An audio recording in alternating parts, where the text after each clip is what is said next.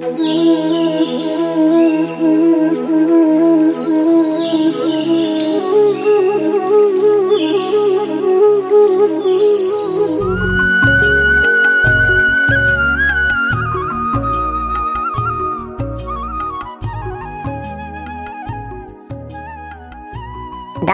हमें श्री कृष्ण और उनके जन्म के बारे में जानने की बहुत उत्सुकता है। क्या आप हमें कहानी सुना सकती हैं? हाँ दादी, हमें पूरा किस्सा सुनना है। कृपया हमें वो कहानी बताइए।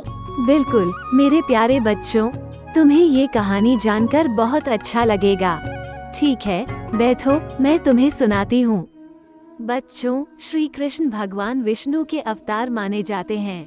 उन्होंने मथुरा में देवकी और वसुदेव के घर जन्म लिया और उनका बचपन बहुत ही खास था।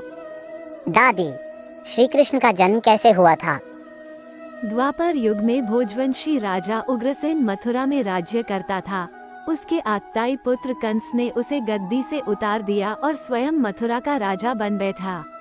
कंस की एक बहन देवकी थी, जिसका विवाह वसुदेव नामक यदुवंशी से हुआ था। एक समय कंस अपनी बहन देवकी को उसकी ससुराल पहुंचाने जा रहा था। रास्ते में आकाशवाणी हुई कि देवकी के गर्भ से उत्पन्न 8वां बालक तेरा वध करेगा। ये सुनकर कंस ने वसुदेव और देवकी को कारागृह में डाल दिया और एक एक करके 7 बच्चे हुए और 7 को जन्म लेते ही कंस ने मार डाला। फिर क्या हुआ दादी? अब 8वां बच्चा होने वाला था। कारागार में उन पर कड़े पहरे बैठा दिए गए। तब भारी बारिश हो रही थी और यमुना नदी में उफान था। अंधेरा भी भयंकर था।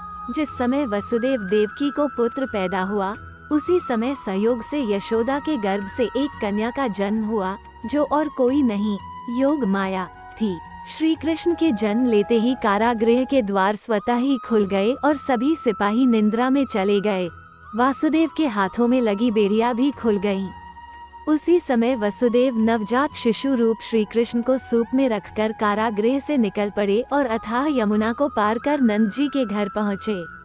वहां उन्होंने नवजात शिशु को यशोदा के साथ सुला दिया और कन्या को लेकर मथुरा आ गए।